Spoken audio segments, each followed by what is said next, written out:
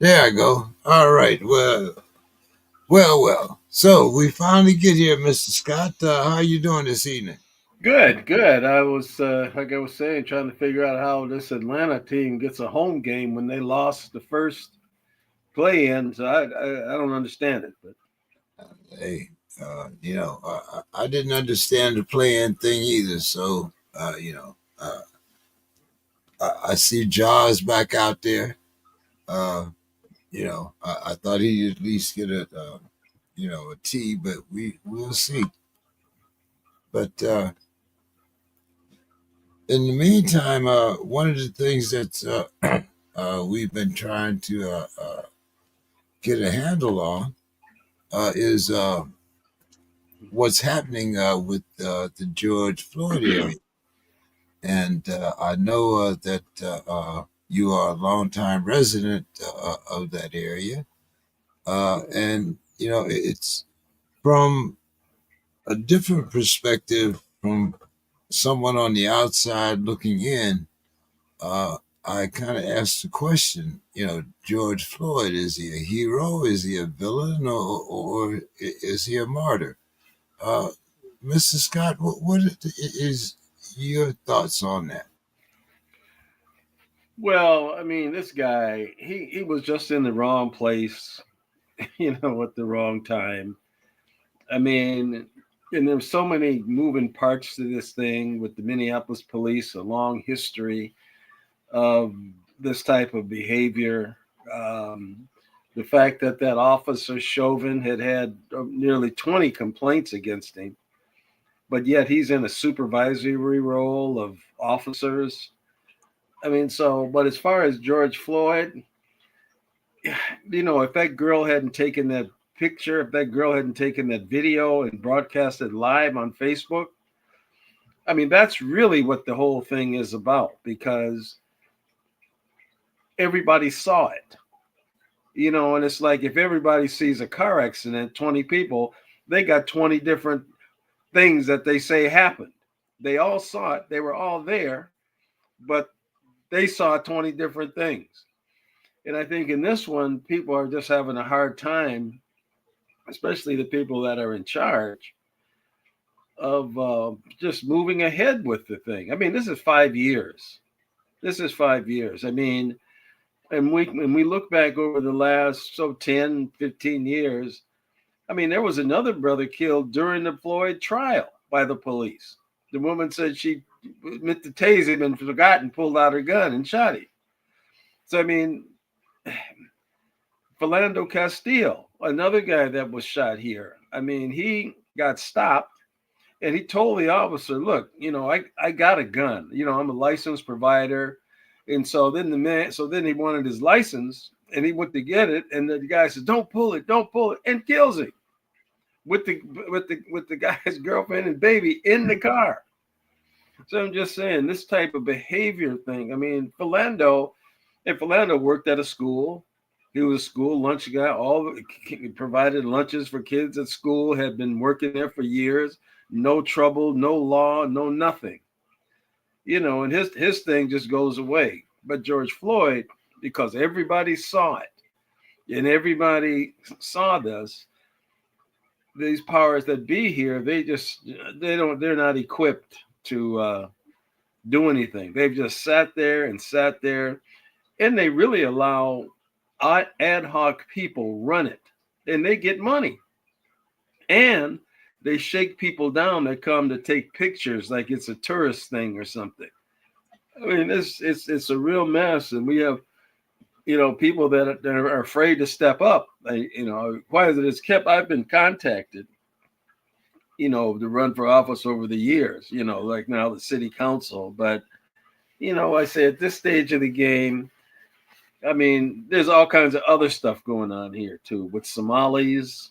And I don't know if you heard about feeding our future, Yeah, but yes, yeah. That was didn't was that the scandal? yeah, Uh, where Somalis supposedly took $250 million, were supposed to be feeding kids, and they were sending money to Africa, and buying Lexuses and new cars. As a matter of fact, they caught one Somali. He was at the airport and he had briefcases of money. And he said, well, I was just going to go visit for a week. And he had all his clothes, he had everything. So they got him at the airport. And now they're trying to get Keith Ellison involved in it. See, he's a Muslim. His son's a Muslim. And they have videotapes of them meeting with these fraudsters. You know, they got videotapes of it. So I mean, it's just a whole lot of rancor going on, whole lot of stuff. But the Floyd thing, you know, to me, until they just start letting the traffic through, and until they start cleaning up the area, it's just going. They're afraid of moving these people. They're afraid of these people. Well, now, once again, you bring up a great point. You know about everybody being able to see it because she took a videotape. And you mentioned some other problems. I mean, what was the where they shot the kid? No, knock on the kid sleeping on his couch. Yeah. We've heard all of the horror stories, but like you said, Mr. Scott, it's 5 years. We've had other cities where things have happened, and we've been able to get past it through, like you go to some other cities, St. Louis comes to mind as one. And there's been a peaceful transition. The people have, managed to talk to, the family, get the proper recognition. Why are things so different in Minneapolis? Why are we still talking about the same area 5 years? Well, we have an ineffective city council and we have an ineffective mayor. And they're indecisive. The mayor says he wants to do something and the city council won't do it. And then he vetoes things they want to do. I mean, it's all because they have really let these people that run George Floyd Square terrorize them. Now, I give you, have you ever seen this movie, The Fall of Minneapolis? No. Okay. If you go to a site called Alpha News, okay, they will show it for free. Okay. And Alpha and that movie, The Fall of Minneapolis, is produced by this lady. She was a newscaster here in Minneapolis. But she's married to the guy, Bob Kroll. Now, Bob Kroll has been the union leader for the last 20 years here, and he's allowed all these police to get away with everything. He has allowed all these police. They should have put him up on trial to testify at the trial. But who did they put? They put Madeira Arredondo up there. He had to get on the stand and talk. And so the problem, when you had, and so this movie points out a couple of things: how bad the city was tore up, how there's a picture at George Floyd's funeral. The mayor bows down at George Floyd's casket and weeps like his father just died. Okay? Is that sincerity? You don't know George Floyd. So the thing and why it's different than, say, St. Louis. I happen to be in St. Louis. I had just retired from the county.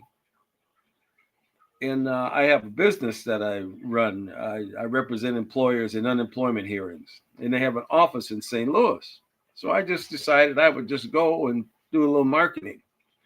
Well, that's when the Michael Brown happened, when I was there.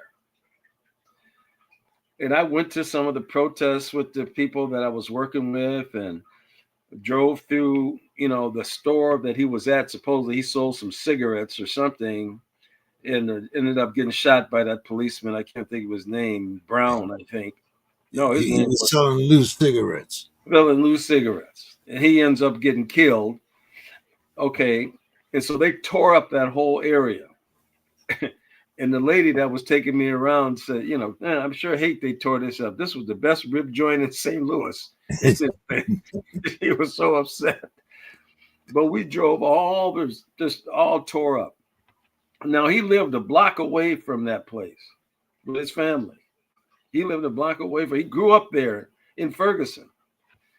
So I went to Ferguson was it last year? Or was it getting to be 2 years ago? Maybe a year and a half.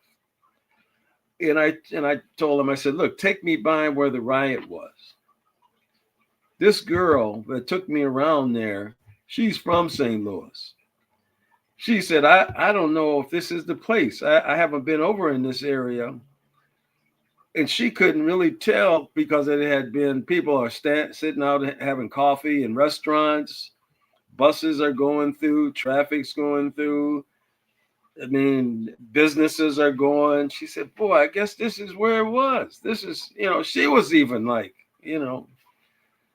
so they were able to just go ahead and rebuild their city. You can't bring people back.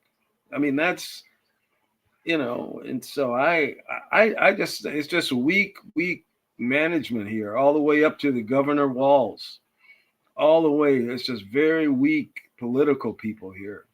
And they're not, and now one of the people that are running, some of the people running George Floyd area is these women, and they're connected with Black Lives Matter.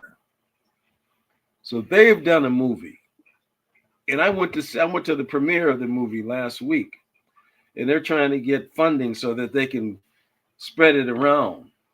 But all it is about, we hate the police. We they're still talking defunding this things. I mean, just stupid stuff. And they're just keeping the whole thing going. They're because they make, I guess the city has given them money. I guess somehow, and they got a bunch of phony nonprofits that are collecting money, and now they're coming down on that. Because the brother that's on the city, he's a state senator, and he's president of the Senate. President of the Senate. Well, Mr. Scott, and they're putting up all these people to do. They're giving all these contracts now. These guys, this thing called 21 Days of Peace, and it's run by a lot of these people that have been in and out of jail, and it's run by people that, I understand people need to volunteer, people need to change their life and turn around. I'm all for that. But when you go on these websites, you don't see who these people are. You don't see what their background, what their skill levels are, or who's in charge, or who's training them. So it's pretty chaotic. It's very chaotic up here. So let's talk about the police for a minute, because, this is also, as we see it from here, a place where the police don't go. How do you have how can you move on before you have any type of law and order? That's because of these people. They're scared of these people. They are scared of these people that claim they run it. They put this big fist up there, and they've put up all these little monuments. They put up things right around the spot where George Floyd died. And they say nobody can never drive over this ever again. I mean, what you because you say it? Who are you? Who gives you the right to tell who can drive where? And so they don't allow, like the buses can't go through there. No public transportation. So they're driving all up and down side streets and little bitty streets that they shouldn't even be on. And the police, it's a no-go zone for the police. You see the police driving, and they go around that place. They won't go through there. At night, now I know everybody in the neighborhoods. I know the guys from, the players, the pimps, the drugs. I know everybody knows me. Everybody knows my family. We grew up. My brother used to coach baseball at the high school. My sister is a teacher. I mean, we know all the people, and my brother said, "Oh man, yeah, Jelani, he just says he can go up to George Floyd anytime he wants. Especially at night, he can just go get whatever he wants. That's where he go gets his hits. I mean, so this is really what's going on there, and the businesses have sued him again. Businesses have sued the city, and there's a couple brothers that brother got a little barbecue joint, and another brother got a thing called Just Turkey.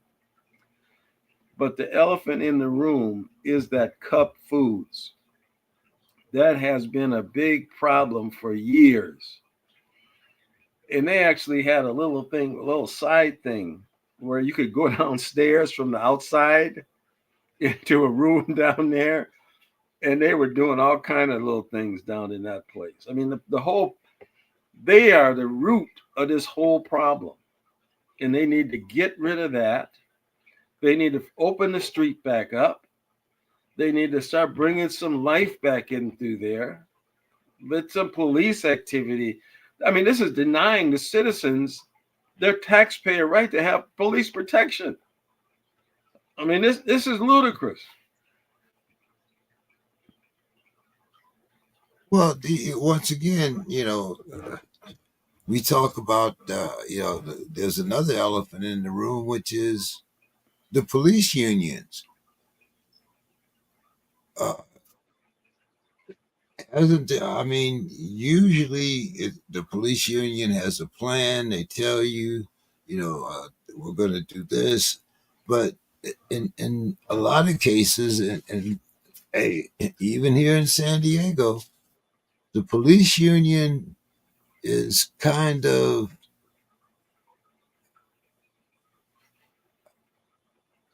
uh, uh, I want to say, a sore spot in the community, because as soon as something happens, or as soon as there's some type of negativity, the police circle the wagons, and they become the most powerful organization in the room. Now, so between a mayor and a city council and a police force, what is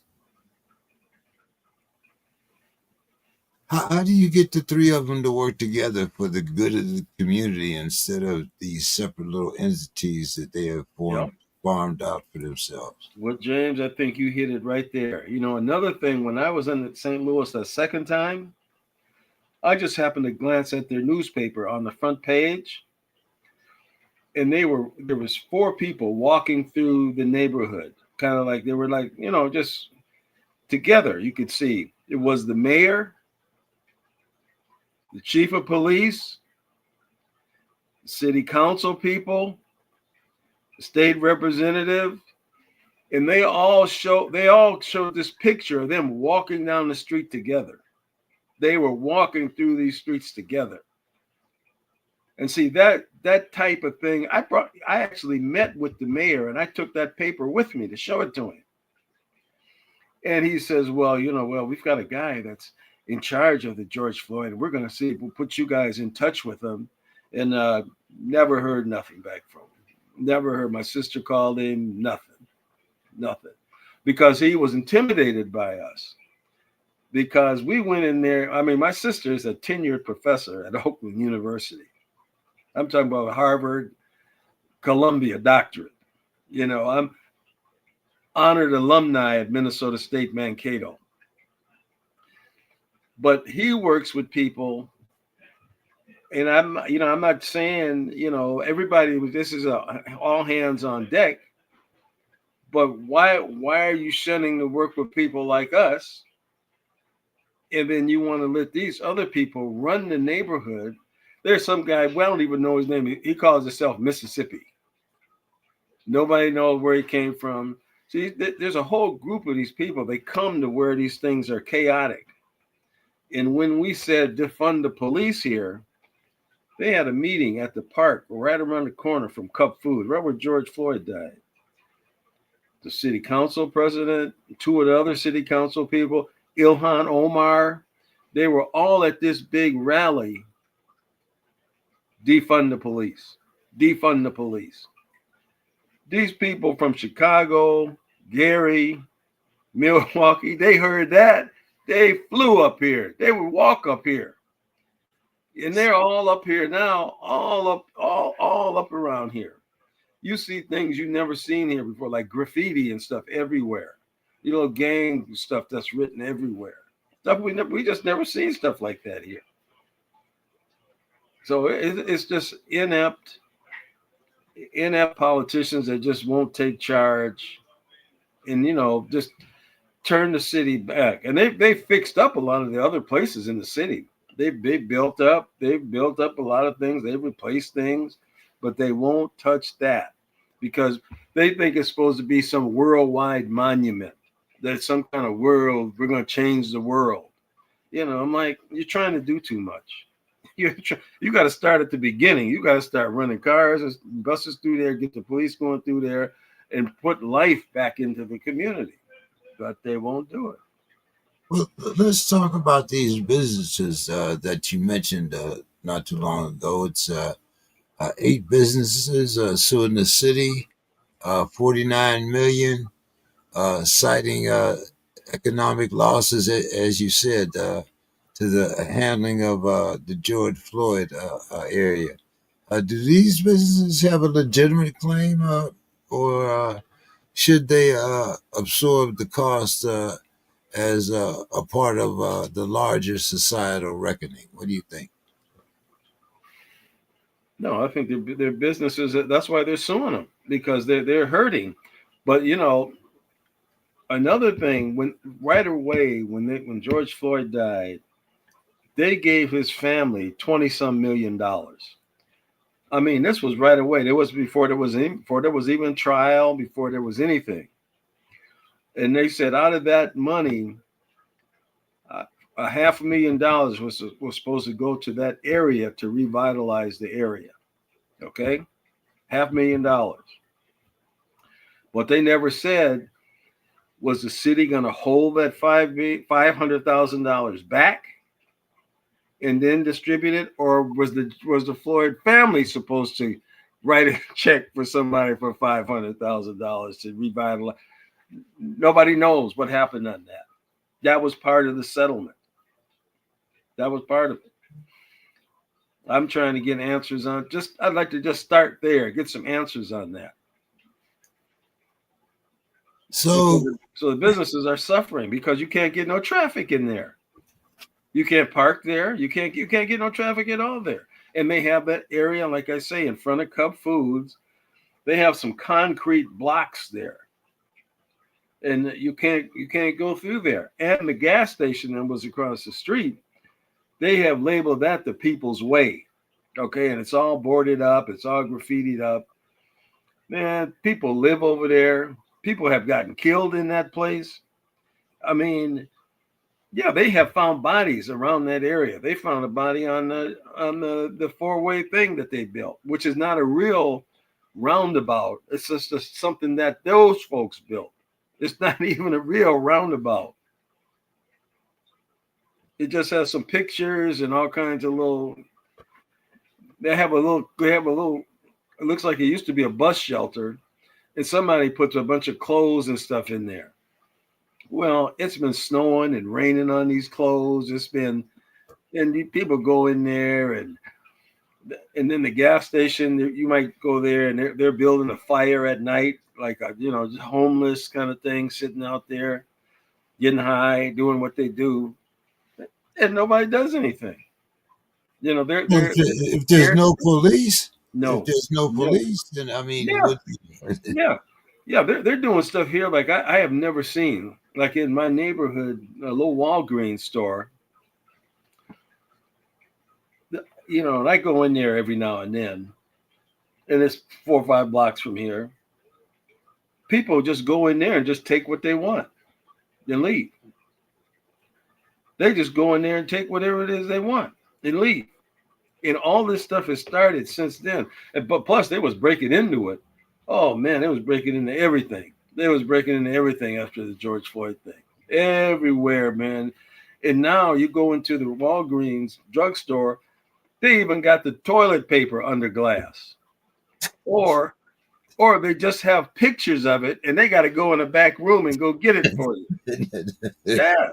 I'm telling people don't believe this, man. But this is, especially when you've lived here your whole life. You've lived here your whole life and you see the change. You see it's just and then when you throw, right around the COVID time, I mean, so it's really, really, really, and now we got this knucklehead in the office. So I mean, this stuff is just continuing to spiral in a bad way.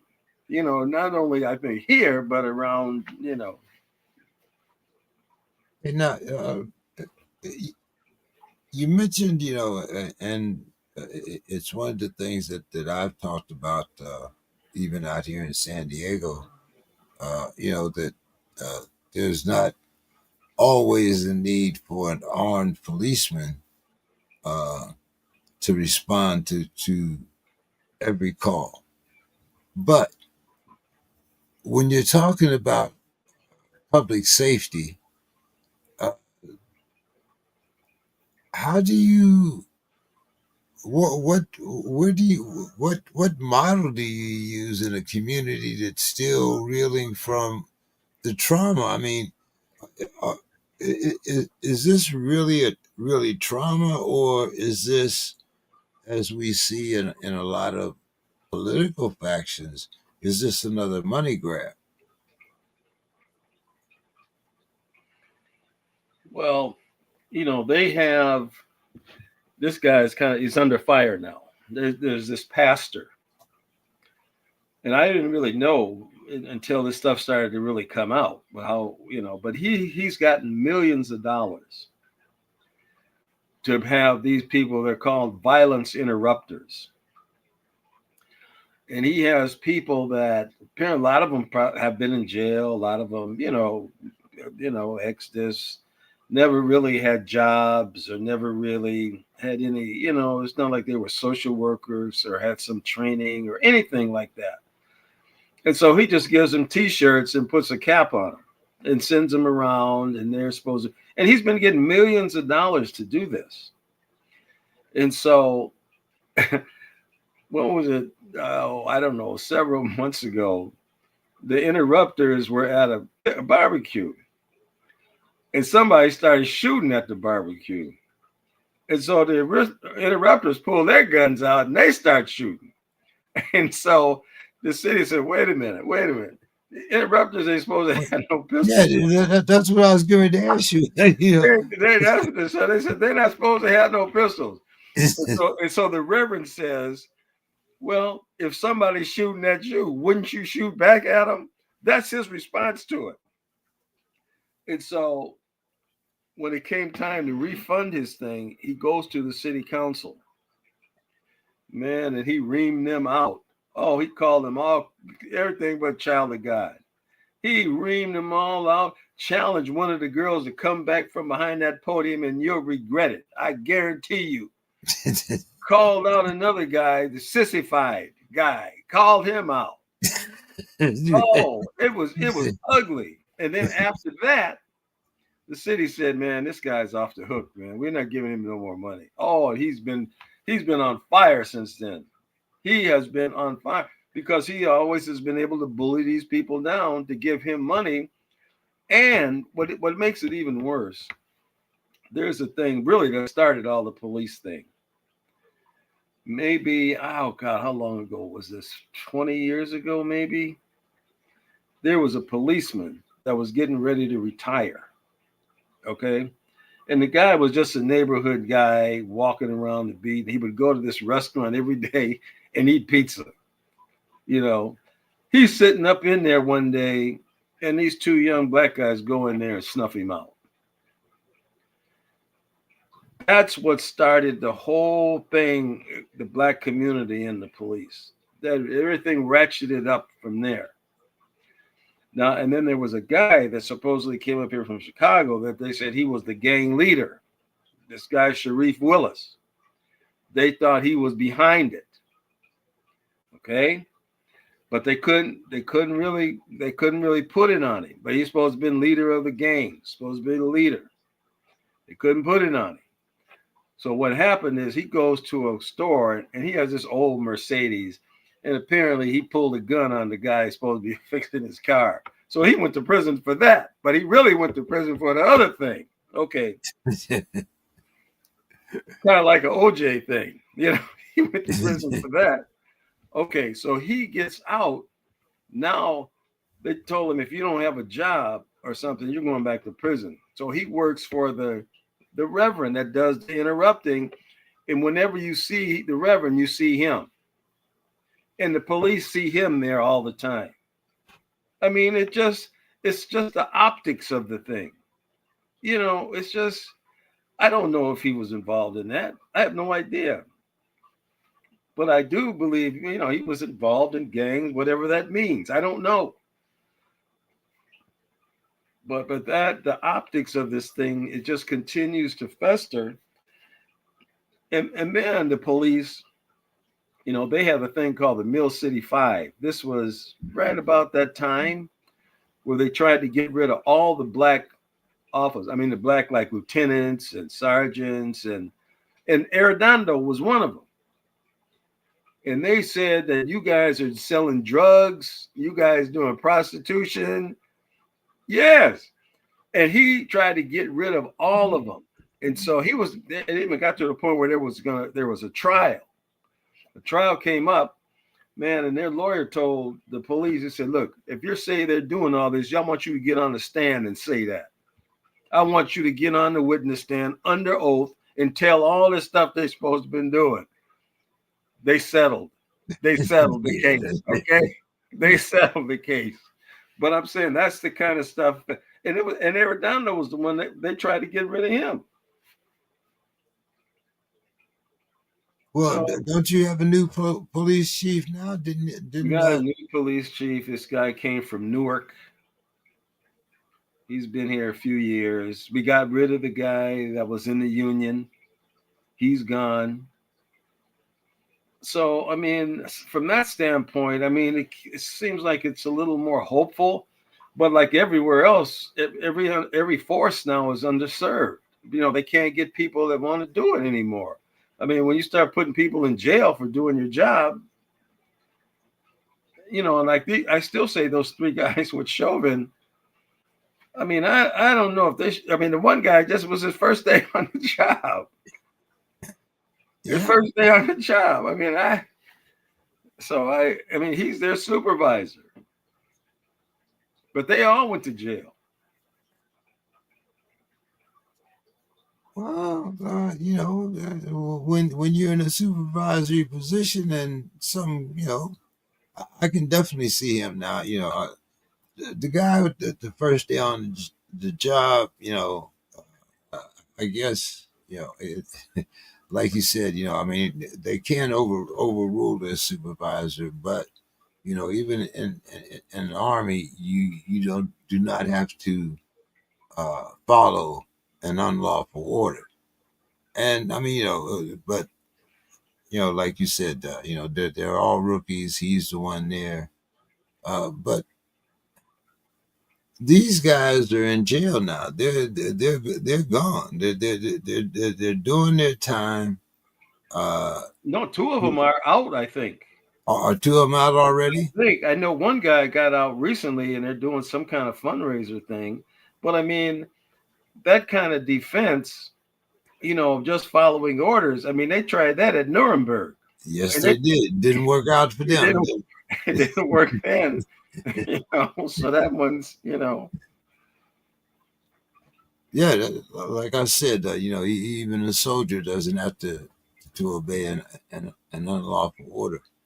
But as you said in the beginning, this is 5 years forward, and things are still stagnant. Now, I'm looking at some of the notes that I have here. There are three proposals that have been, I guess, drafted down by the city, and supposedly there's some funds that are supposed to be put away. No, I think there's a design and I guess, clearing out that's supposed to take place in order for this to happen. Well, if there's no police department down there, do they expect these people to let go of? I mean, just walk away. Just you wake up in the morning and poof, they're gone. I mean, how do you get these people out now? Now that they're rooted in there, they've been in there for 4 or 5 years. How Yeah, do you get them out? that's it. And now they've put together this movie. And I mean, the movie was professionally done. I might have sent you the trailer. I might have sent that to you. I think you Email. did, yeah. Yeah. Yeah. The movie was professionally done, and they're talking this defund mess, and this has got to be a world awakening. And these girls were up there just crying about what happened. And all, I mean, this emotion stuff, I mean, the man's gone, I mean, but I guess there are things around the country. I mean, even around the world, statues or something of George Floyd. And I thought I've seen something where they have some statues or some, I just don't get it. And that's the thing. And when these people, they don't really like me at the meetings. They don't want me to talk about it, and because they don't want to do anything. They're scared of these people. I don't know who all these people are, but they're scared of them. And they don't want to, for some reason, they don't want to, just start opening up the street. Just start cleaning up the street. And some of their plans are, they want to put a permanent memorial to George Floyd. And one of them is like a building. I like it's a memorial building or Yeah, something. yeah. One looks like a building. Another one has like a little pedestrian garden in front Yeah, of it. they want to walk away. They want to make it so the walk, and then they want something where you can't drive over where George Floyd died. They got to do something with that, and they're just trying to do too much. I mean, it's just not something that you can't change the world. This isn't something that's going to change the world. I mean, it's not going to stop in Russia. It's not going to stop Ukraine. It's not going to stop. They could care less about this.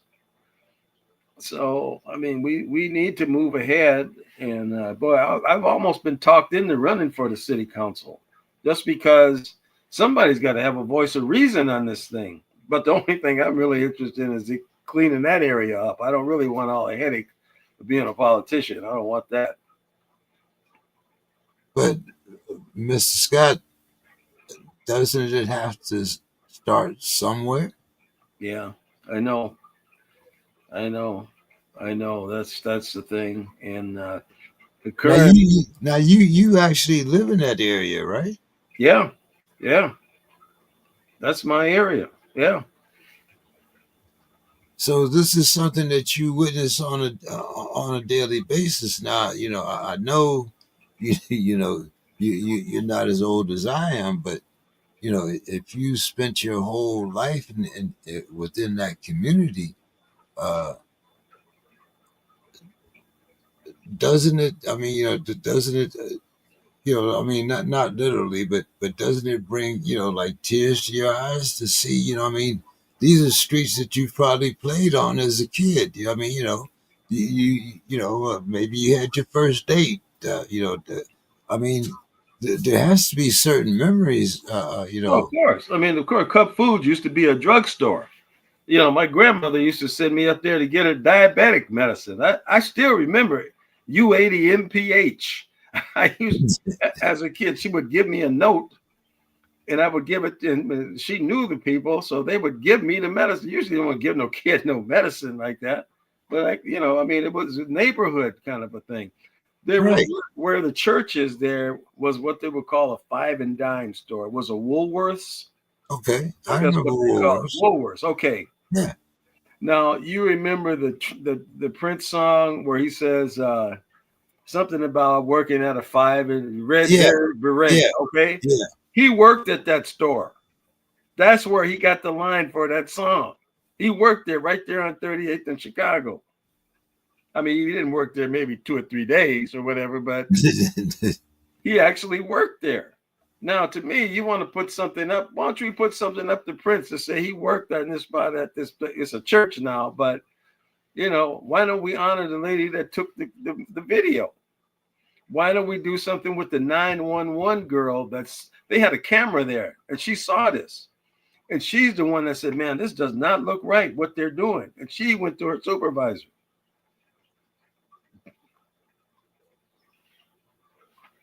So yeah, it's a lot of, I mean, I've I mean, that area. it sounds like there's a lot of history there. So I mean, if you're going to do this, like you said, if you got this for George Floyd, why not make it a community effort and incorporate more than just the George Floyd, maybe and because it seems to me that this is going to be something that lingers. One thing that I have talked about is the summer of 2025 because I'm afraid for especially if it's a hot summer. Uh, Mhm. I'm afraid that we might see the same things that occurred in our country in 1968. I mean, if you were to start making whatever arrangements that has to be done in order for you to take back this area, like I said, how are you? How do you?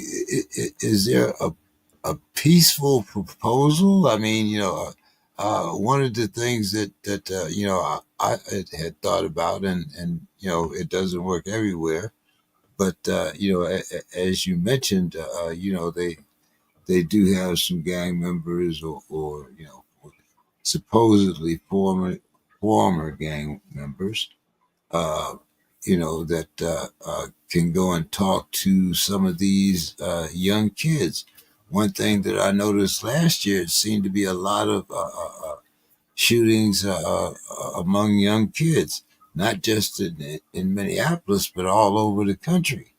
So uh, when you're dealing with a young, immature mind, and then you have the manipulation by the older guys, uh, do you see a peaceful resolution to what to clearing out that square? Uh, boy, I don't think anybody has any ideas. I mean, it's a real deterioration of the neighborhood. I mean, there was a high school there, Minneapolis Central High School, and that was maybe, I don't know, a couple miles from there. All the like neighborhood black people went there. Prince went there. There was a junior high right down there. There was a great school, and they got rid of that. They got rid of all of that. And the thing about Central is, my brother. So I went to the school Washburn. It was further south, and I went to a grade school that was named Ramsey, but they changed the name to Alan Page after the football player. He was a Okay. chief justice of the Supreme Court here. Right. Minnesota Viking. Yeah, Minnesota Viking. Yeah, and so I went to Washburn. My dad said, and that was the best school, really. I mean, that school, the year I graduated from the football team, I don't think they lost a game for 6 or 7 years. And so when they started tearing down the other schools like Central and West, but Central in particular, and my brother went to Washburn. And after football, they were going to cut him from the baseball team. And he had played on all the Legion teams and all this. He said, man, forget that. So he just walked down to Central. And the coach said, yeah, you can play here. You know. So he played there, and he went there for all of after the football season in senior year, and he graduated from Central. But the lady that saw him in the registration asked him his name. He said Walter Scott. He said, I went to high school with your dad in Chicago. He lived on my block. Oh yeah, yeah, Scotty. She said, yeah. So she helped him, helped him do it. He left there and went to play baseball at Alabama State and came back and taught it and coached baseball at Central. He was coaching at Central when they closed. But it was such a neighborhood thing. It was such a great neighborhood thing. And people wanted to go to school. People wanted to, they looked forward to, they want to get on that basketball team or baseball team or just go there to go to the games. And they just tore all that out.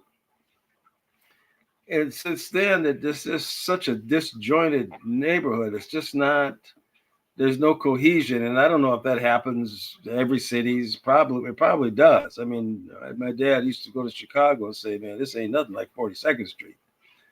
But realizing that, how like you say, how do we fix this? How do we get back to something that makes sense in that area and stop continuing to dwell on George Floyd, letting the George Floyd narrative, run this area. You can't do George Floyd this, George Floyd, and defund the police with no plan, no, okay. And then these interrupters, you're giving them millions of dollars. You're giving $250 million to feeding our future people that were fraudsters. But why don't you hire more police with that money?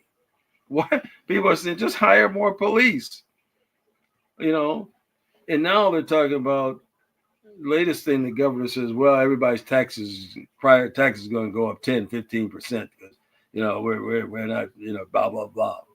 Yeah, but we don't even have no police over here. There's no. I look at my tax bill. I'm paying for schools. There ain't no schools around here. I don't have no kids in school. So it's the deterioration is somewhat scary for me for the next generation because the biggest thing that happened, James, when you mentioned Martin Luther King, you remember when the 60s, 68, everywhere you went in the black area, you'd see a street, Martin Luther King Drive. Martin Luther King, Martin Luther King. And what he did to that civil rights stuff was supposed to have been done after the Civil War. It was supposed to have been all done after that. But he had to, and see what he went through.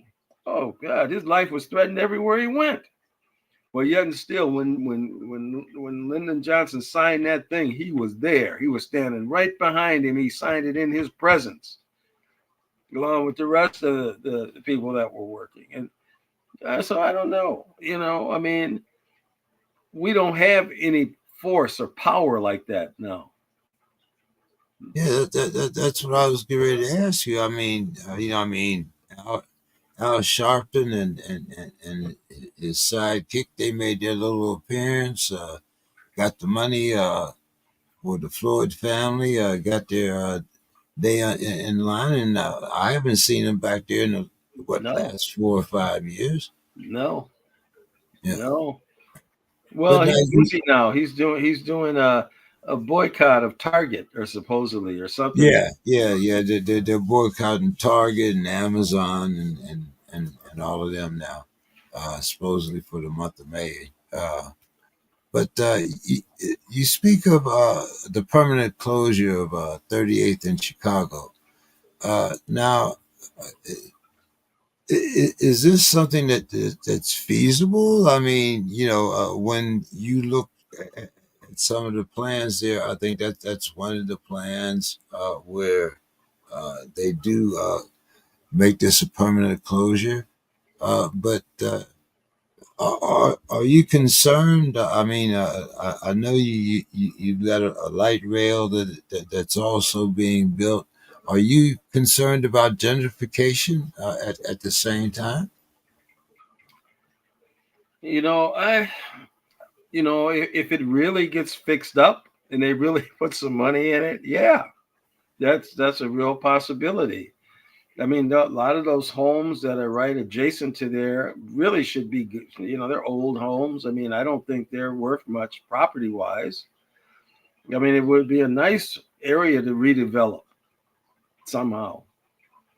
Now, the neighborhood itself is pretty much, I wouldn't say it's been gentrified, but a lot of people have just moved out of the area.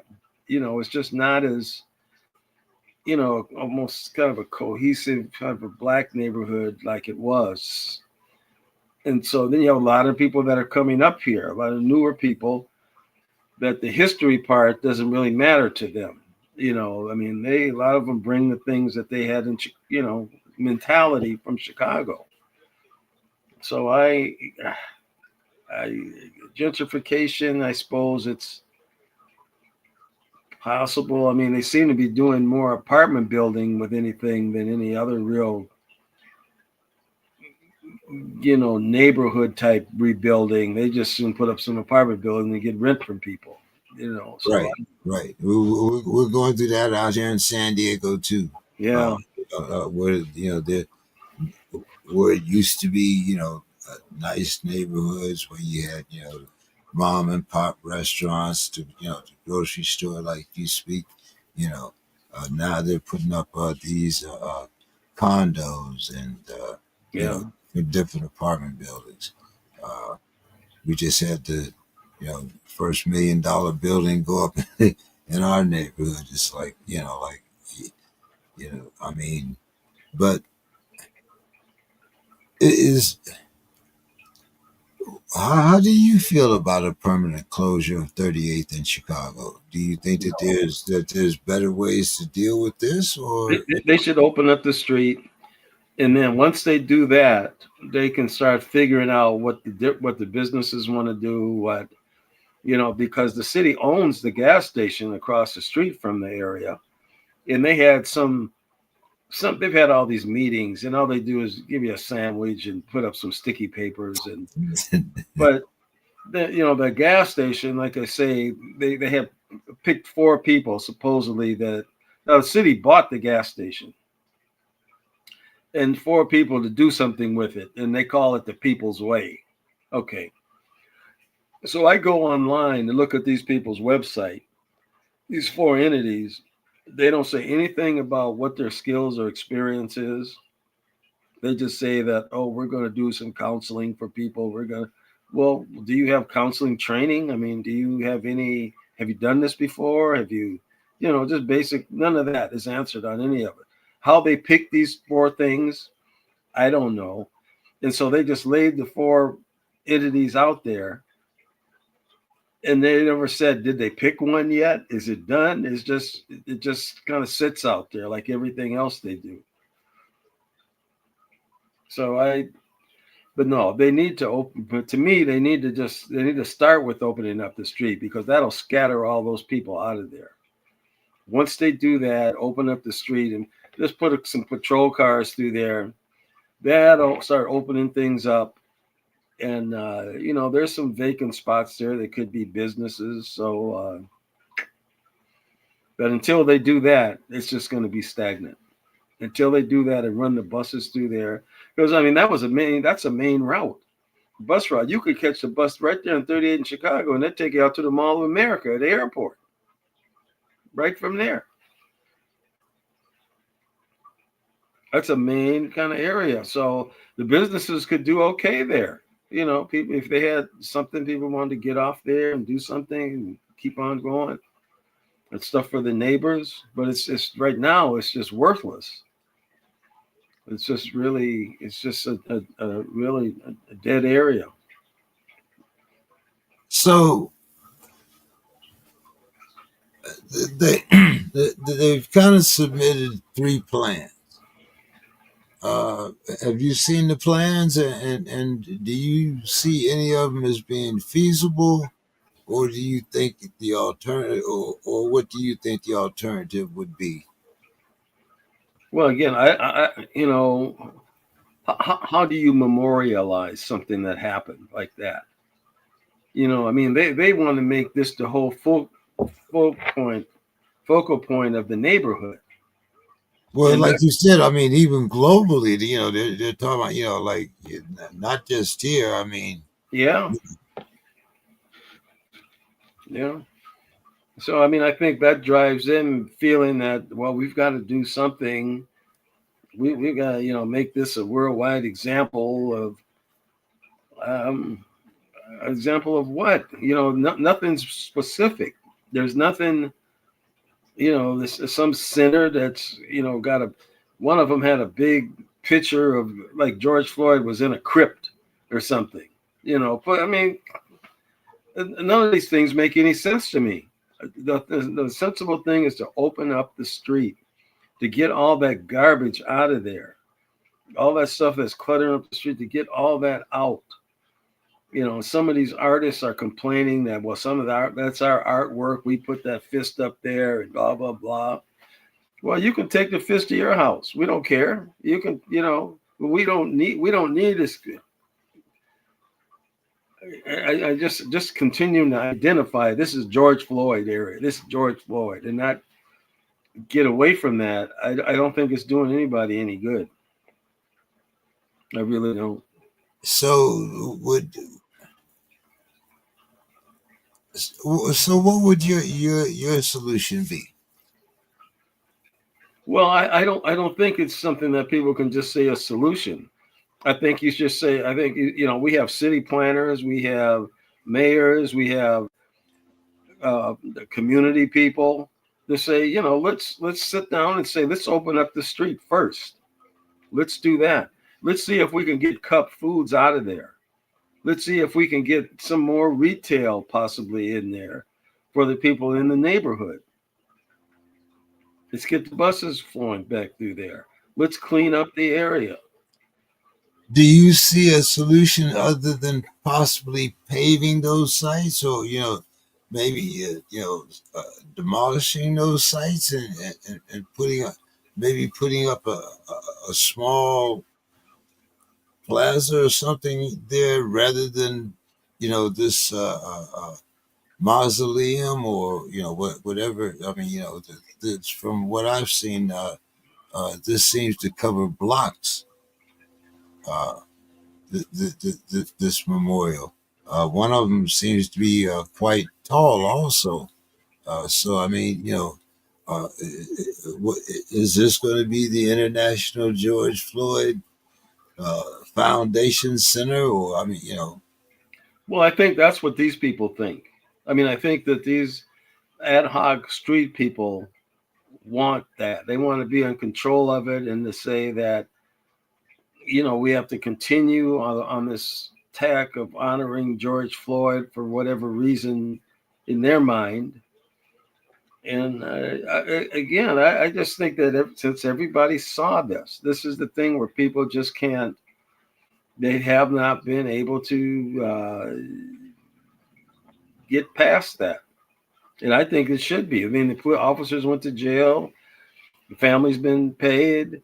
And now George Floyd's family has some kind of a nonprofit or something where they go around and, I don't know what they do. I don't know what their backgrounds is or anything, but they get money from people to go around and, you know, meet with people, cry about what happened. And, you know, so I don't see anything constructive. Nothing constructive. They continue to just want to just harp on that. and so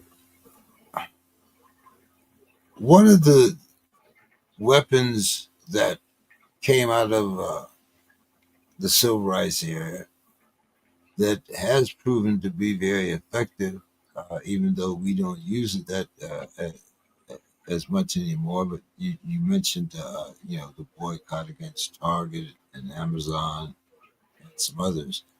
Um, is there? I'm sure you're not the only one that's still left in the neighborhood. Is there a foundation, or is there a group that feels like you do, that are working toward a reasonable solution without antagonizing the powers that be? Well, I mean, they tried, like I say, they have these meetings at the community center, but they're usually, sometimes, the police are there. They have somebody from the city that's supposed to be running the area. But then these other people are always there, and they seem to have, the strongest voice. These people that are keeping it the way it is, that want to have they think they somehow deserve to have the say. But I don't think that encapsulates people that live in a neighborhood like me and people who have been here. Um, I mean, we go to these meetings. My sister goes, and she's, I mean, she don't hold back nothing, man. They don't, she goes in there, and she lays a lot on to these people. But they want to be in charge, and that's the thing. They don't have the skills or the acumen to be in charge, but they have a loud voice, and Well, they also, from what you've been saying, they also have the funding. well, they're getting some money from somebody. I mean, I don't know how or where. I don't know, you know. I mean, just tonight you mentioned $250 million here, $10 million here.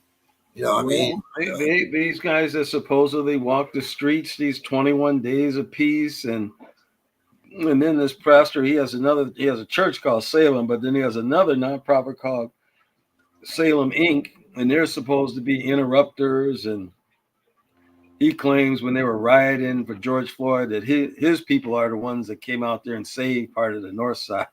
He's claiming all of this stuff. does he give interviews? He might. Jerry McAfee, he might. Okay, I mean, I can. I'm gonna see if I can get the email out to uh, because I mean, it would seem after 4 or 5 years that like you said, like it would have been time for the city to move on. It would have been Yeah, time for the neighborhood to move on. yeah, But uh, not only are you behind, in the timeline, but a timeline that was originally supposed to be what now 2025. If you're talking about restoring the neighborhood, because you have to restore the neighborhood peace before you can do anything else, you're still talking about what would seem to be a 3 to 5 year timeline. I yeah. mean, Which is okay if you get started. If you get started on something, if you're working towards something, that's the thing. They're not working towards anything. Yeah, it's going to take some time. There's a pizza place that's maybe 2 blocks away. It's on 36th Street. George Floyd thing is 38th Street on the same side of the street. Now, the little pizza place been there forever, and they have good pizza in there. But now, all of a sudden, they have expanded. They got a big restaurant now with a bar in it, and they didn't have no bar or nothing like that. They only had a few seats. Oh, now they got seating, and so I know they got some money. I know they got some money because they redid their restaurant, and there's a bar in there, and it's popping in there now, sports bar, and they got a but thing. they did stay in the same neighborhood. They're in They the did, exact same spot, and I yeah. think I they mean, got some money. usually when you get the money, you close the building. I mean, uh, how many other cities have we seen that Yeah, where I mean, even now, Detroit, 50 years later, yeah, some of those neighborhoods are still blighted. yeah. You know, is that the future of Minneapolis, Mr. Scott? Well, I sure hope not, but it's they're moving at a turtle's pace. Not even that. They couldn't beat a turtle in a race. That's Well, all. the turtle won the race, remember? That's how slow they're moving. So I don't. And then there's an election coming up. Well, I guess this November. So the city council is going to change. Who knows what new people are going to think. You're not going to get any more. You're not just going to get any more longtime people anymore. You're going to get people that are all. I mean, Jacob Fry, the mayor, he come from Virginia somewhere. They don't really care anything about history. They just, they put all And kind of. he's and Fry has had what, 2 terms or three? He's had two, I think. Yeah, he's been here for a while. Yeah. Uh, Do you think that one of the things that they criticized Tim Walsh about was his response to the George Floyd happening? Do you think that it's also on the governor uh, to at least provide some type of help or organization in taking this part back? I mean, did he just kind of do like Nero, like fiddle while Minneapolis burned, or what? What do you think about? Well, they're both taking heat for that. They're both taking, example, the third precinct police station. You should see in that. If you ever get a chance to look at that movie on the Alpha News site, Fall of Minneapolis, you see how they took over the police station. Okay, I mean they had them police running out of there, and the police were like, "Damn, we got all kind of weapons in here. We got bombs. We got to get this shit out of here." So I think that's why they just let it burn, because all they got out with what they could take. They went out the back door and they ran. But there were so many people. Oh, you have to see this thing to believe how big the mob was. And then they went across the street in the Target, and they were rolling out of there with TVs and shopping carts full of everything they could, just motoring down the street. And the bank, I think they tried to get. I don't know if they got it, but they tried to get the safe out of the bank. No, they didn't do that.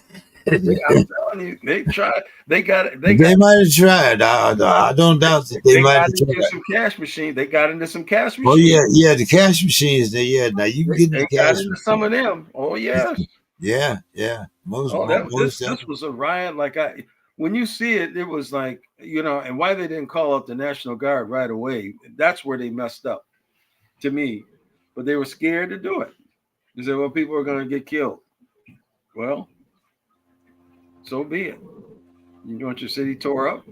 I don't know, but that was it. But when you see what you have to see that I'm definitely going to watch that. You say that'll that'll explain the whole thing to you. That'll explain that whole what was the name of those two movies that you mentioned? the Just for movie is the movie is called The Fall of Minneapolis. The Fall of Minneapolis.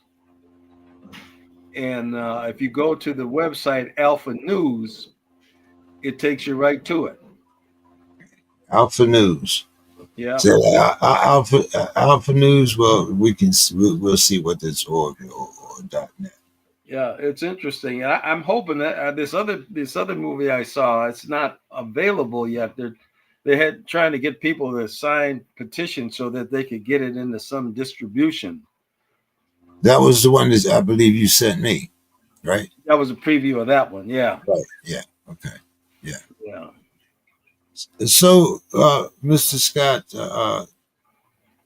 we always talk about leadership, and especially within our neighborhoods, as you and I both know, uh, if you did something in the neighborhood in our time, by the time you got home, mama, grandmama, and everybody else knew.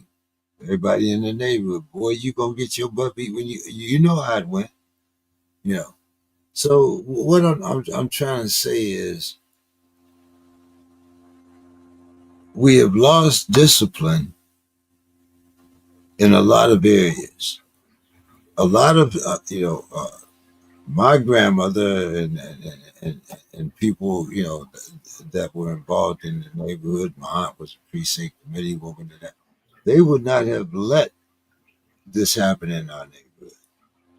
And if it did happen, they would be the first ones there the next morning to clean up after to make sure that your neighborhood, didn't look like, well, how we do.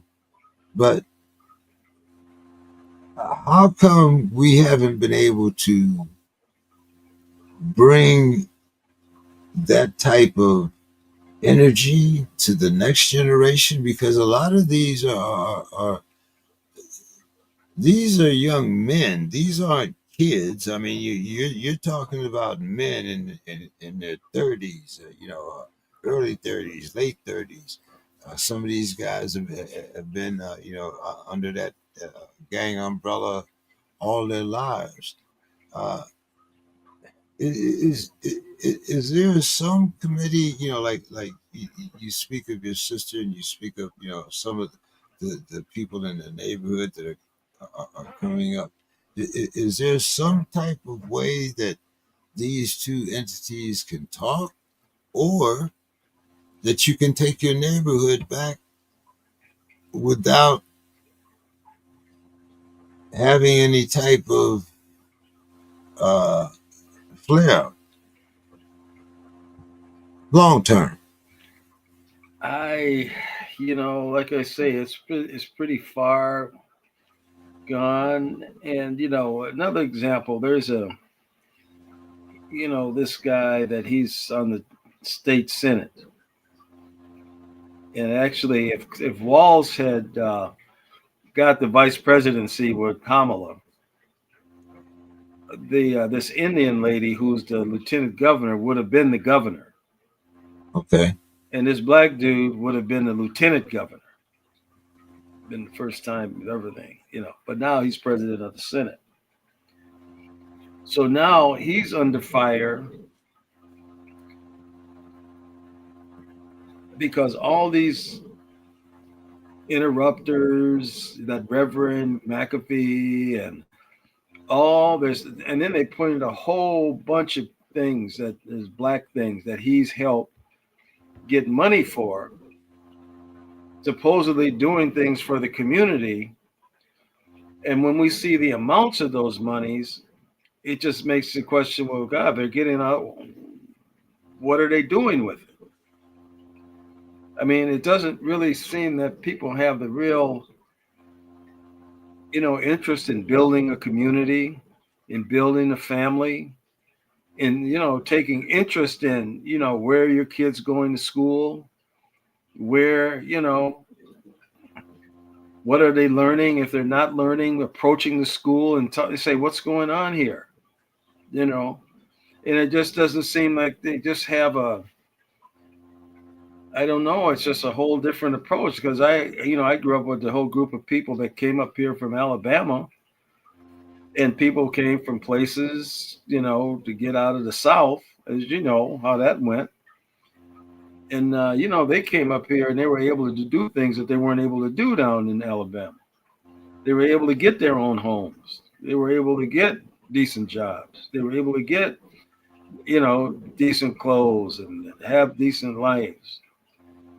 But it's not like these people now aren't even looking for that. I mean, and none of these people had no college.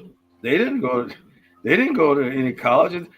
My grandfather went to third or fourth grade in Alabama, but he was you know, Yeah, I had to teach my grandfather to read. I know exactly what you mean. exactly. My grandmother, she could barely. She tried to read the Bible to us, and she was doing the best she could. But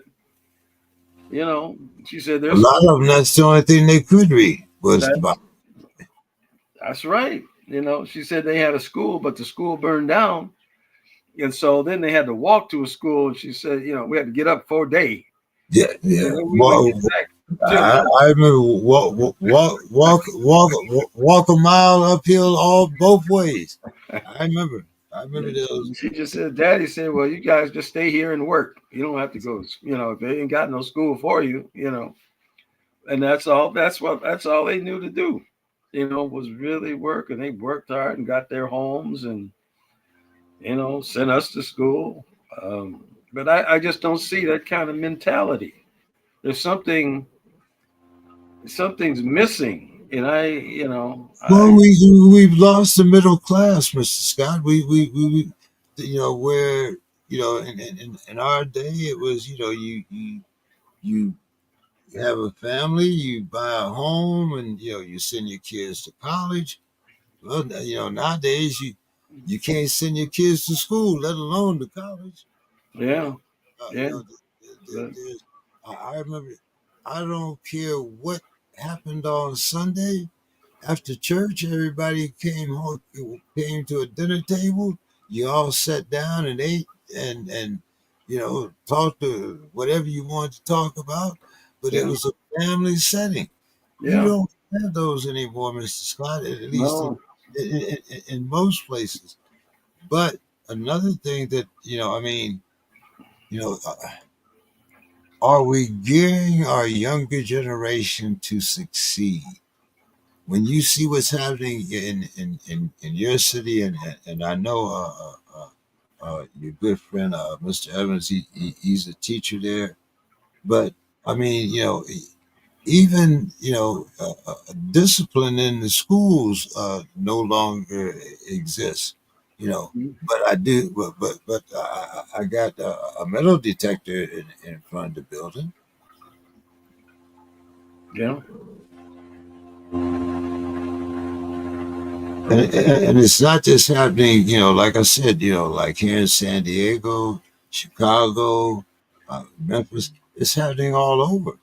yeah. But Mr. Scott is when you speak of running for office, and I know this is, like you said, it's a full time thing, and but in your particular situation, and you know your neighborhood much better than I do. Don't you think it's better for you to be a voice than the ones that at least have been in the past? Don't you think you owe that to your community and to your history? Well, yeah, those are the things I always give thoughts to, about doing it. But then, there's more to these things. There's just more to, I just have the interest in fixing this community, and I suppose I can continue to have that interest and have a voice wherever I can. But, all the other stuff that you have to do, and it's really, the whole political party thing, is just really, you have to get in lockstep with what they do. I mean, You can't run as an independent. well, you can do that, but I mean, they have their own candidates that they support and they give money to, and they give, I mean, they have a whole machine, the two of them, to do this kind of thing. And that's, do I really, I have helped some people. I helped this girl. She was going for the county attorney, and this sister was bad. Boy, this sister was a judge. She was a city attorney in Minneapolis. She's from Milwaukee, and her husband, I knew him very well because her husband was my son's basketball coach. He coached him in high school, and I'm telling you, she was no nonsense. And she went against this white lady, a lesbian, and the white lady, I knew her because she was head of the public defenders. Okay. And I used to see her on the elevator. We were in the same office when I was supervisor for child protection. We were the same office, same building. And so her people hated her so much, they told her you have to leave, and we're going to give you $300,000 to leave, and you can never be a public defender no more. She turns around and runs for county attorney and wins. She's the county attorney now instead of the sister. And I helped. I went to the sister. His sister came over to the house, and we had a yard meeting where people came over and met her. But they vote for this lady that got kicked out of her job, and they give her a bigger job. But this is the political process. That's what. That's who they wanted for some reason. So, so the process is something that is kind of like it kind of makes me stop and think. You know. I Yeah. but kind of give us your vision for the George Floyd area, and would you even call it the George No, Floyd that's Square? another thing. I don't even know why. If was this voted on? Is this some kind of decree? Why is it George Floyd Square? Why is that building the People's Way? Who came up with all this stuff? Who says so?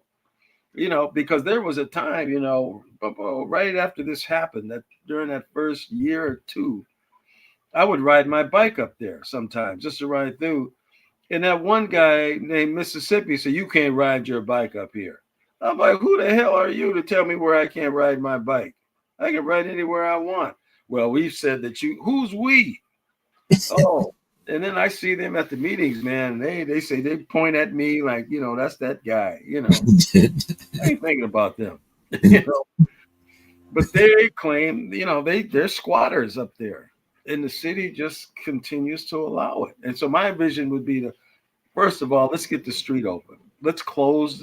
Let's clean this thing up. Let's clean it up so we get a normal flow of traffic through there. And then we got to get rid of that cup food store. We got to put something better there than that, because that's just, you know, over the years they've done stuff like they were selling beepers and, you know, all kinds of, I mean, and they supposedly had a little restaurant, and it was supposed to be some groceries. I mean, it was almost like a front of a place. I mean, it's that's the way I always looked at it, because all these people were hanging out, and they could go down in that basement to the side. It was a stairwell that would go down there, you know, and I knew that wasn't part of the store. I'm like, well, where are these guys going? What's down there? You know, so yeah, there are certain things they can start with, and that's the thing. You'll never. It'd be nice to have a great plan. It'd be nice if, but the city has, like I say, they have trained, they have architects, they have city planners, they have all these things there, and they can't come up with nothing. They can't come up with nothing. I mean, it's frustrating, but I still think if they opened up the street and cleaned it up, cleaned the area up, organically it'll start to come back. They can do somewhat get something done here, get something done there, and you know. But then there's always these developers that might come in and swoop in, you know. But anything would be better than what they have now. Now, Anything, are there plans for your light rail to go through there? you know, they had talked about that. I haven't heard any more about that. They haven't talked much about that. But that, you know, that could be something that's kind of harboring stuff too. That could be, you know, there are times they know stuff that they're not telling you everything. But that Well, was all. that was why I asked you about the gentrification earlier. Uh, Yeah, you know, yeah, yeah, but they would have to clean it up for that. But then that's something that's way down the road in another few yeah. years. So you know, Oh they're yeah, talking yeah. about dealing with that for another 4 or 5 years. That Yeah. would, yeah, yeah. So, so yeah. Again, that's my thing. To get started on something, you know, they're just stagnated, and I, you know, nothing is happening there. Nothing. They're not doing anything. It's really, you know, they should all get voted out of office for doing nothing. Well, you know, Mr. Scott, I know I'm not there to vote for you, but you know, I've been kind of talking to you about this ever since we were on I Don's know. show Saturday I morning. know. I You know, know. I I know. mean, you know, you seem to exert a lot of positive energy for the neighborhood, uh, and not only that, but you know, it just seems like your neighborhood just might need that type of energy. But before I let you go, what's going on with the book? You might as well tell everybody about the book and what's happening with that. Well, right now, we're finishing up our documentary. We have a Okay. documentary, yeah, and we're putting the finishing touches. We're putting some music to it, and I'm hoping to do a second, do a soundtrack CD for the movie. But right Oh, now, you going to invite Kendrick Lamar? no, no, hell no. Them rappers, well, you know my thoughts on that. That's for a whole other show. I mean, I can, they do nothing. The whole mentality of the kids now, rap and all that's it's just ruined a lot of things. But yeah, our documentary should be pretty interesting.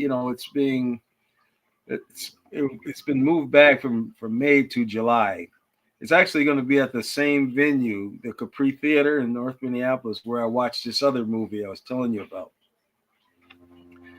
And Capri is also a place that Prince did his first concert when he signed with Warner Brothers. So it's kind of a historical place. It was owned somehow. It fell into the hands of this black man that was a friend of my dad's, and the Capri Theater. And he had the theater, and he was looking for music. He said so. My dad sent me over there, and so I go talk to the guy, and somehow he had the theater. He had it, and he was the only person in there. And he asked me. He said, "Do you know how to run a projector?" I said, "Well, when I was in seventh grade, I used to show the movie at lunchtime. Yeah. What was it? Creature from the Black Lagoon. I used to. He said, okay. Okay. He said, okay, you can do it. So he takes me up there, and he wants me to be his projectionist for the movie. I said, man, this thing is way above my pay grade. This ain't the one that was like at school. But somehow he got the theater and he got it going. And he used to have kids come over after school for free movies. And then he really, and now I guess somebody acquired it and it's really been redone and rebuilt. So we're going to have our movie release. It's going to be there in June. And it's being produced by Craig Rice, who worked with Prince on the Purple Rain movie. So Craig is really good. So that's about the biggest thing that I got going right now. What's the name of it? We haven't even thought of that yet. Oh, okay. All right. It has to do with success. We're trying to stick away a lot of things from like our nonprofit is Minnesota's Black Community Project. That's our nonprofit. But we want to just kind of make this more about and focus on the thing of being successful and doing something that you can be successful at, kind of a thing. We've got some good guests.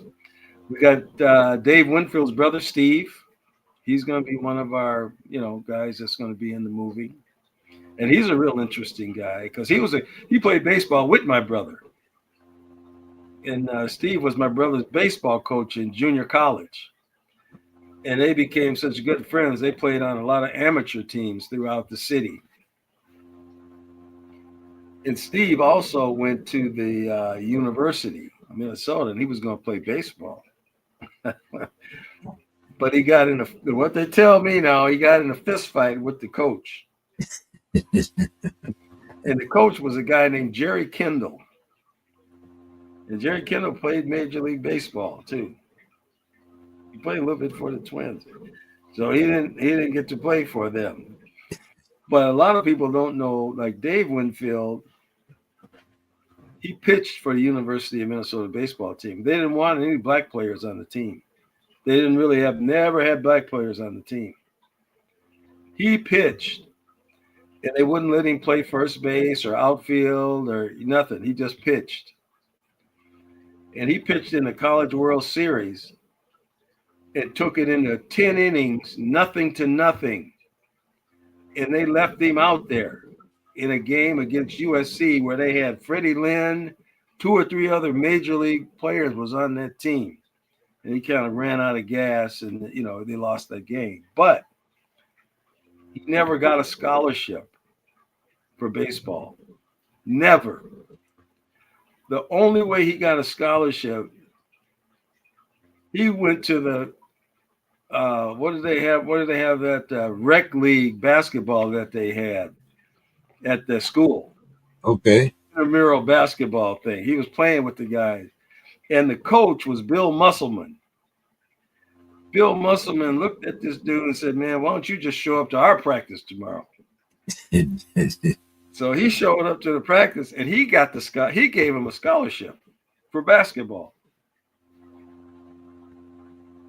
Yeah, was he three or four? How many letters Winfield get? You Well, get he well, played basketball at and baseball, but he never played football. But he got drafted.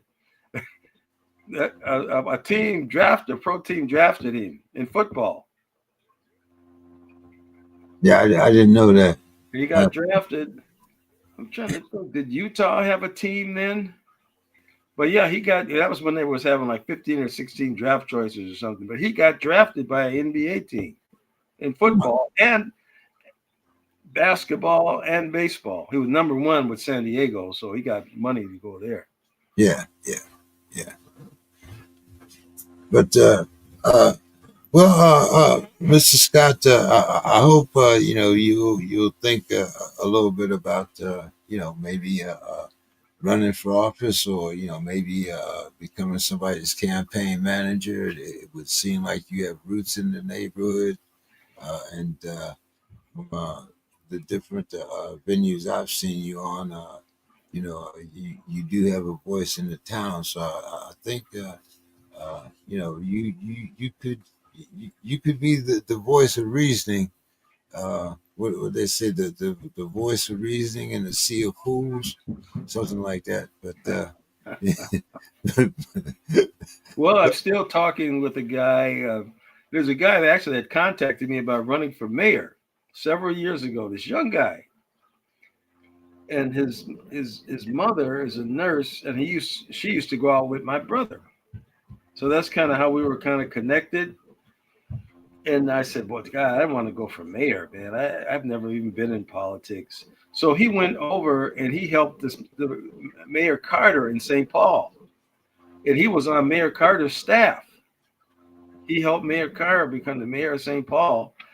And so I'm supposed to have lunch with him or talk with him, because he knows more about the ins and outs of this thing. He knows how this thing really works because he went through all that thing with Mayor Carter. He's gone through this. That's what he does is help politics stuff. So well, I'm gonna meet with him. I'm gonna meet with him just to have a talk and. yeah, never hurts to sit down and listen.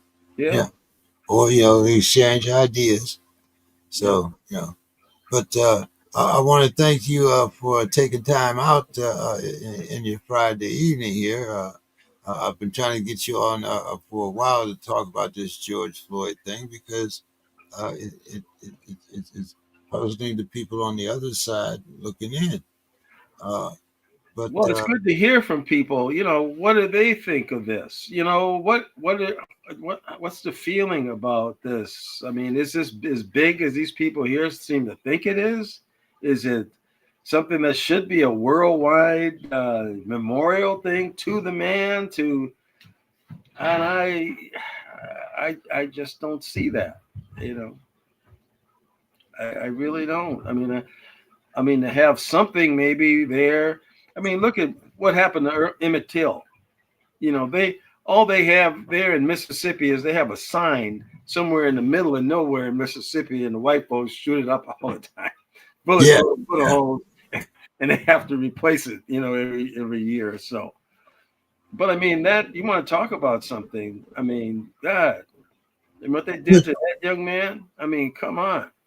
I mean,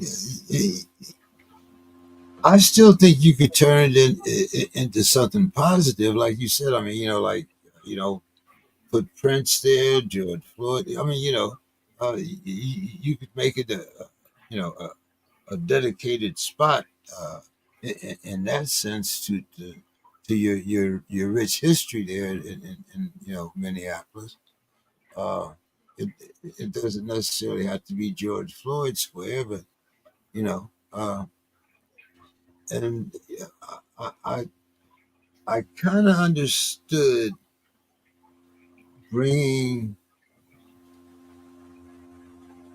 the gang members there. Well, but the thing that I don't understand is, first of all, in most states, it's illegal for a felon to have a gun. So, so when you're talking about these people, when you talk These about guys people, were, yeah, it was, that's why they got arrested. yeah, They got arrested because they weren't supposed to have no guns. Yeah, legally.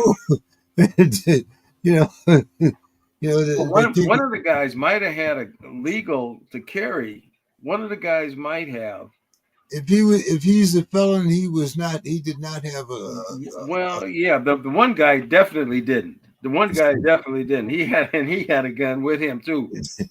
But the other guy, supposedly he was legal. But the whole thing premise was, you interrupters aren't supposed to carry no guns. I mean, right, that's right, not part of your. You're not supposed to be walking around with no pistols. right. Your job is to go and meet with these people and talk to the. Your job is supposedly to get guns off the streets, Yeah, not bring one with you. But and that's shoot out, have shootouts with people. You know, hey, but as I said, uh, uh, your Timberwolves playing tomorrow. tomorrow. Okay, yeah, that's right. That's right. We got Atlanta and somebody playing tonight. Yeah, and then Denver and no Dallas and Dallas and Atlanta, right? Memphis. Memphis. And Memphis. Okay, They're and playing. They're playing now. Miami. Atlanta played Miami, I think. Yeah, they did, and Miami won in overtime. Oh, okay. Well, But I still don't understand. Atlanta lost their first game, but then they get a home game and they're in the play-in. I don't understand that. yeah, I thought it was one and done. I guess evidently we don't know we don't know the rules either. But you know, hey, we'll talk about that on Wednesday. Uh, and no, we are not getting Aaron Rodgers. So, He's and still we're on the sitting. table. He's still on the table. So Yeah, he said that he would play for less than $10 million, yeah, or 10 million or less. yeah. But I mean, first of all, I mean, see, he knows the value of his arm. He knows he can't throw that ball more than 30, 40 yards. He knows that. You know, come on now. The man's what, 41, 42 years old? Come on. I mean, he can't move. If you put a pass rush on him, he got to fall down. I mean, I see no advantage to having him in Pittsburgh whatsoever. Boy, But I definitely don't want him either. But it sounds like he wants to come here. That's, I mean, the kind of I told you that's what he was holding out for. He yeah. was holding out. He was holding out so he could come to Minnesota. And now that's what I'm saying. Why should we be it's kind of like, well, how you ask the first 10 girls to the dance and they say no, and then here comes Susie Sadie, with the glasses and the buck teeth, and say, hey, I'll go with you. Come on now. Come on now. Well, All they right, got Mr. the Scott. draft. They got the draft coming up, so that's gonna. We'll see what happens then. I think.